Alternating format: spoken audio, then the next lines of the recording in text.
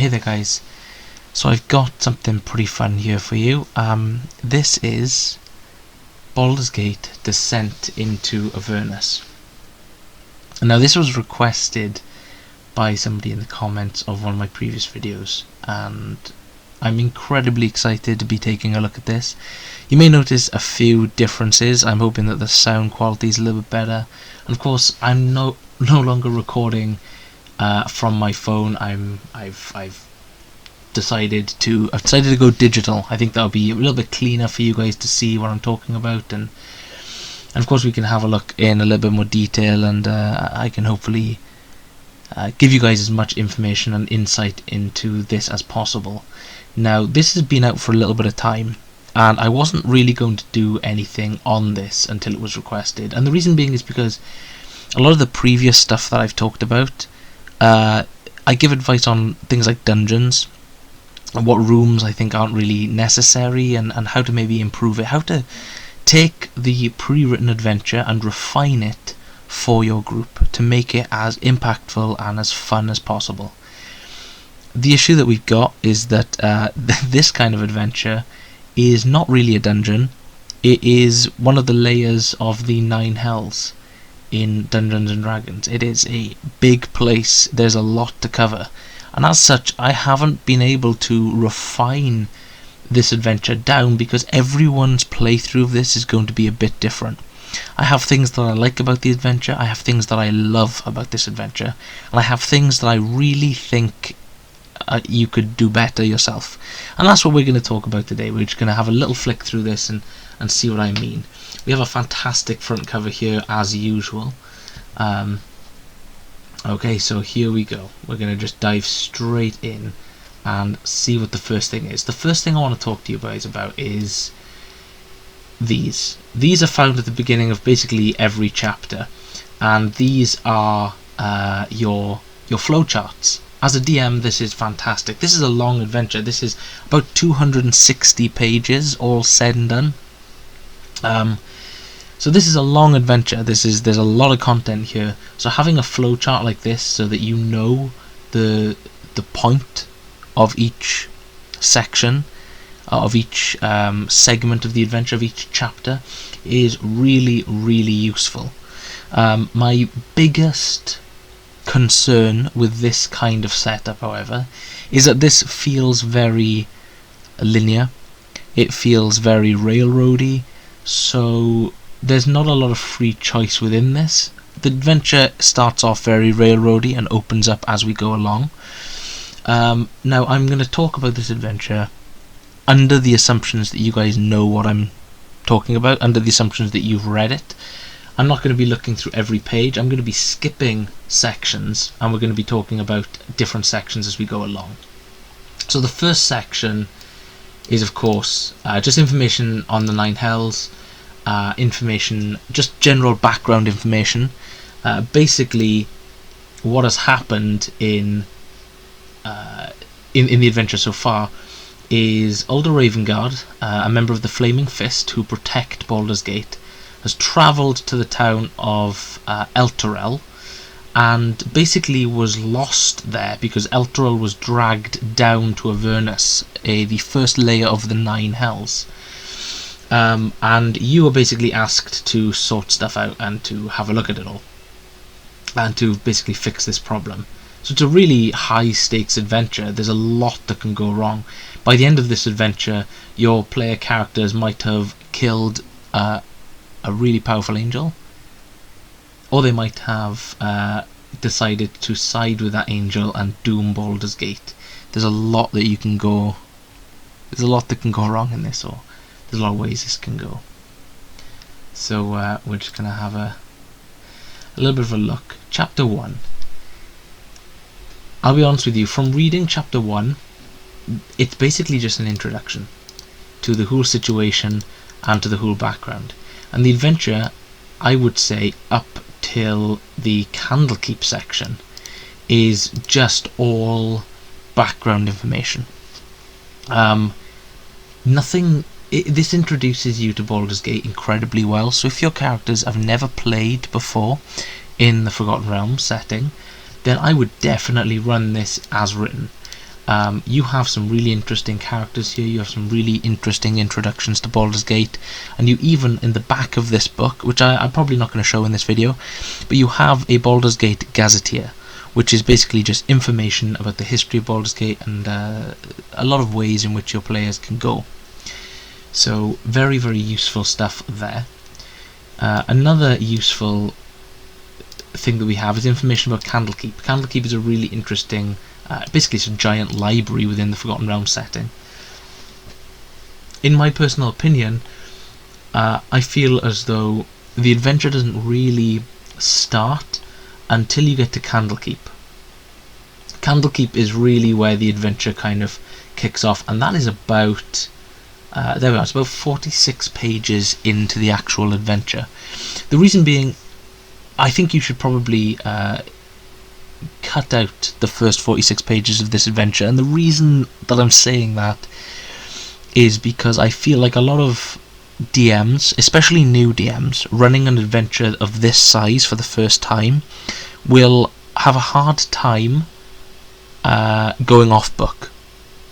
I've seen it myself at the game table, and I'm sure a lot of you guys have too, where your DM is so caught up in what the book says and in what the book requires you to do that they actually don't go off book at all. So by the time we actually get to page 51 in the adventure, it's about this point where we start to get information about getting to Avernus, and you can actually see some of the dialogue here about a wizard that will be able to cast the plane shift spell. Now this is actually really interesting because this allows for an opportunity for higher level characters. Say you have played a previous adventure, say you have played actually quite a few of the other pre-made adventures. You can go ahead and you can skip the entirety of chapter 1 and just have your characters plane shift to Avernus, and that will be an adventure in itself and an interesting opportunity. But if not, if they are too low level, then you get introduced to some really interesting characters. You've got Lulu here, who is the Holophant. Basically, she kind of is an accompanying character, for lack of a better term, for your characters. Now, I really enjoy the character of Lulu, but I really, really hate the idea of the DM having their own character in an adventure. And again, this leads to a bunch of other problems that I've seen in D&D games, which is when you have the DM trying to run the adventure but also play a character, essentially, then you're kind of stuck in this situation where the DM is trying to do too much. And what I highly recommend with Lulu is maybe they are a recurring NPC, they don't often travel with the party. She's an interesting character, and there's a lot of different ways you can go about this. This information is found on page 51 here, all about Lulu's background there, previously knowing Zariel, who's the main sort of antagonist of this adventure. Restoring Lulu's memories, role-playing as her, and then finally we have the plane shift section, which this is where the adventure actually starts. It's kind of everything before this point is just a prelude, and this is where we get into chapter 2 of Elturel. And also another issue that we have, if you are running a home brew setting, then you don't need to call this Elturel, you don't need to call this the Nine Hells. You can easily change the names. The point is that a big city or a place in the world has vanished and been sucked into hell. You need to go and get it back. It's a pretty simple premise, but it's a really interesting one, and it's something that I haven't seen done before. So fair play to Wizards of the Coast there. But when we look at chapter 2, Elturel has fallen. We basically get another flow chart for us to go off, and we get a beautiful map here. This is quite a small map. There are larger maps in the actual book, but we get a map here of Elturel, and basically it's almost like it's under siege. Now this is the best way to visualize the situation. Elturel is basically chained to Avernus. and you need to break the chains to release it. And I really like that concept. I think the best thing to do with a situation like this is to go for the situational effect. You're not really going to threaten many players with zombies or wights, but instead I think you should threaten them with things like falling debris, balls of fire, explosions, fireball effects, things that are destroying the city, and they need to try and stop it. They need to try and basically secure the city before they head down to Avernus.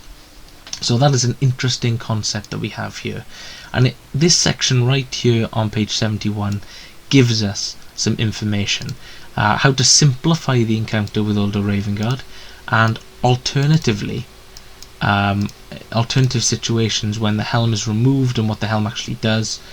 So this section as well on the next page actually gives information about how to move forward with the encounters and the situations, how we progress, flying down to the surface, and then about following up the adventures to Fort Knucklebone, as it says here, if I can read properly. So that leads us in, after the attack on the city is completed, that leads us into Avernus, and this is where our adventure really opens up into an exploration adventure, more than just a linear railroading kind of situation that we've been in so far. So as always, we have a really interesting kind of Wizards of the Coast. They lay out their books incredibly well. That I don't think anyone can really deny that. This is on page 75 of the adventure, and it's letting us know what Avernus is, about the balance of power, about the situation on Avernus, but also then it's giving us our flowchart, and you can see that there are sort of almost like there are deviations in the flowchart. It's no longer a straight line. We have ways in which we can go. What's really interesting about this is we now have almost like different effects that the world can have on our characters and on our PCs. I really like this flesh warping effect here. I think this is something that you could definitely throw at your players to make them feel out of their depth. You know, the target's skin becomes scabby, granting a +1 bonus to armor class, but reducing charisma by 2. That's a really interesting effect. You know, additionally, you know, the target's hands grow claws, which can be used as daggers. Beneficial but also horrifying effects that happen to your character whilst in Avernus, I think is pretty fun.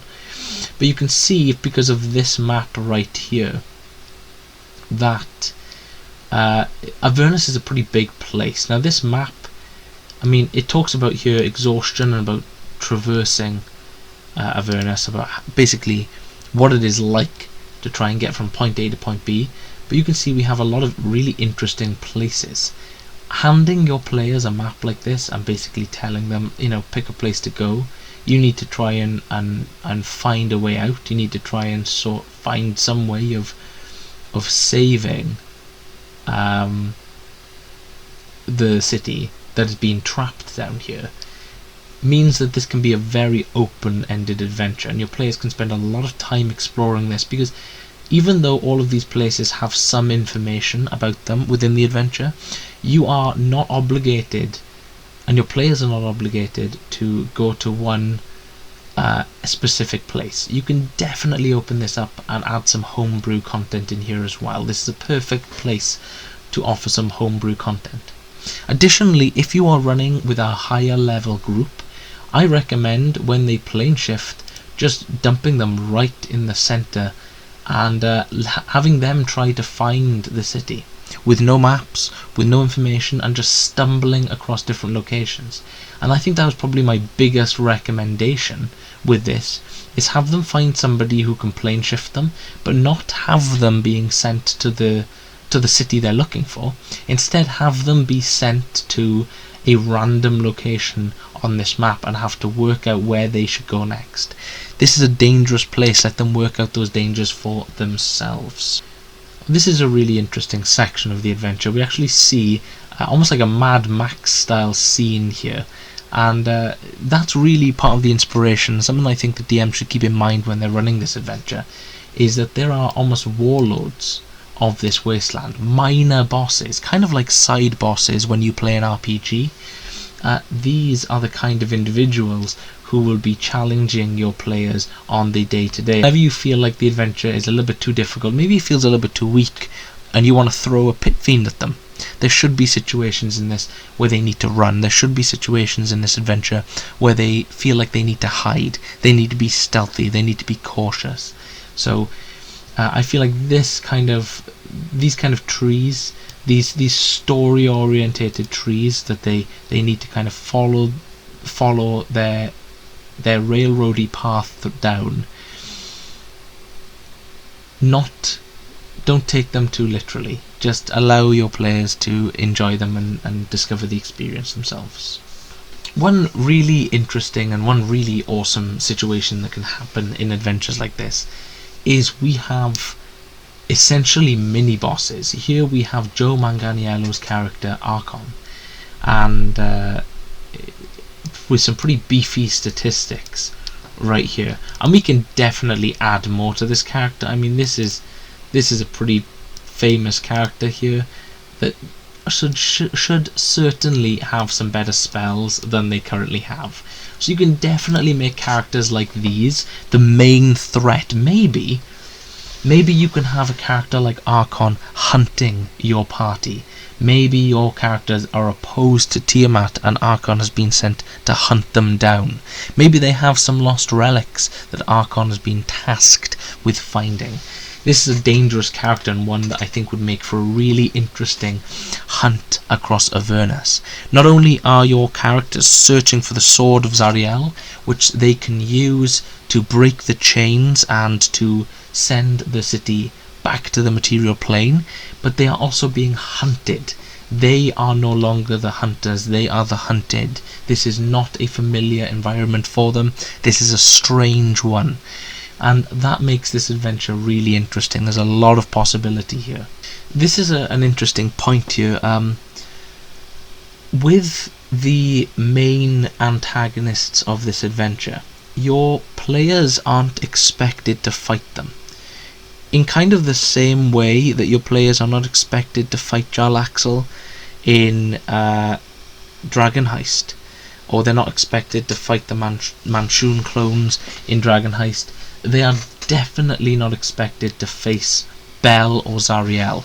These are challenge rating 26-25 creatures. They are tough, they are terrifying, and I always feel as though these are put in almost to tease DMs.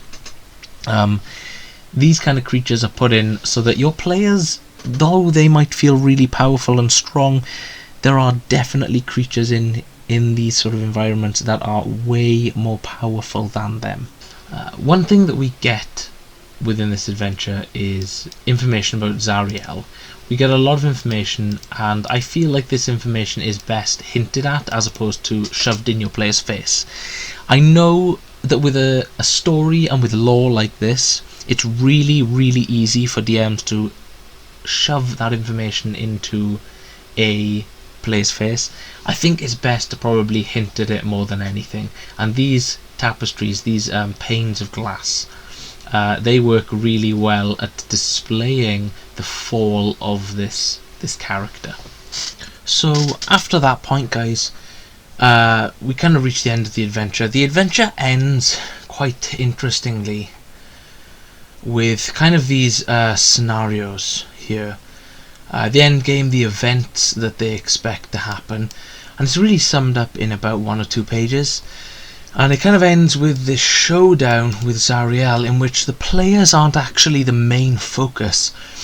It's actually between the Archduke Zariel and a Balor, potentially even some other figures coming into it, depending on the places that the players explored and the choices that the players made. I don't really know how I feel about this. As I said, I'm running a group of quite high level players, and I like the idea of the Nine Hells being a high level area to explore and to play through. And this is of course aiming at more lower level characters. So I think that if you are running for a group of lower level characters, this is a fantastic end to the adventure, and there's not really a lot you can do. I think you should run a lot of this adventure as written, and add a lot of homebrew content where you feel it necessary, and have a lot of fun with this kind of a adventure. But if you are running for a higher level party, definitely have your players fight against Zariel, possibly in her full power, because she's going to be a fantastically fun fight for your players. Same with Baldurs, Pit Fiends, those kind of creatures. If your players are high enough level to deal with them, are going to be a lot of fun to run. They're going to be really interesting and fun encounters to deal with. So I definitely recommend throwing those into the mix at some point. As we, again, you might have seen as we've been flicking through, there's this fantastic artwork in the adventures here. We actually work our way into the Baldurs Gate Gazetteer, and this is just information about Baldurs Gate, where it actually sits on the map, where Candlekeep is, where Elturel is, the militia, but the situations all here, which I think we've had one of these for Waterdeep, so they're really Wizards of the Coast are fleshing out their I mean, look at this. Wizards of the Coast are definitely fleshing out their major cities, and I appreciate that being done in an adventure format. I don't think they need to release another book all about that. I think you understand what the cities are like from playing those adventures, and from seeing them as a player and as a DM. So there's actually quite a lot of information here. As you can see, we've got loads and loads. These are actually reused maps right here from the murder in Baldurs Gate from back in, I believe, 4th edition. But yeah, we've got some really interesting origin paths and character creation information here. I'm going to just scroll down so that we actually get to the stat blocks of, these are some of the items that you can get in Baldurs Gate. The sword of Zariel, but I want to actually show you the stat block for Zariel herself, because she is, I mean, this is the stat block that we are looking at for the main antagonist of the adventure right here. I mean, she's a tough individual. She has a hell of a fly speed right here. She's also very powerful, very capable. She has damage immunities and damage resistances. You can see that she also has access to Finger of Death 3 times per day. I think that's around 70 points of damage. So your players are definitely going to be in a tough position fighting this character here. Well guys, I hope that has given you some insight into some of the changes I would make. To summarise, what I would recommend is possibly cutting out the chapter 1 of the adventure. Kind of putting them in this city when they begin their adventure is almost too railroady. I think have them find somebody who can cast plane shift. If not, have them use plane shift themselves and end up in this hellish wasteland. Hand them this map and have them explore it themselves. Let them know maybe that you've got to work out where you are, and you've got to find this city, which is somewhere in this place, somewhere in this layer of hell. Good luck finding it. This adds this sense of urgency, but also this sense of exploration, which I think this adventure really capitalizes on. This is an exciting and new place. This is almost like a new campaign setting for us. So this is really awesome to look at and to be sort of exploring and experimenting with and witnessing. So if we can use this and we can exploit this in our games, then we definitely should. I think having them find the city and then ward off attacks, then realise that they need to find the sword of Zariel to break the chains and to get the city out, I think is a more linear idea, but also a more interesting one, and one that the players can keep track with whilst having fun just exploring this layer. So thank you for watching guys. I hope you found this video useful, Until next time.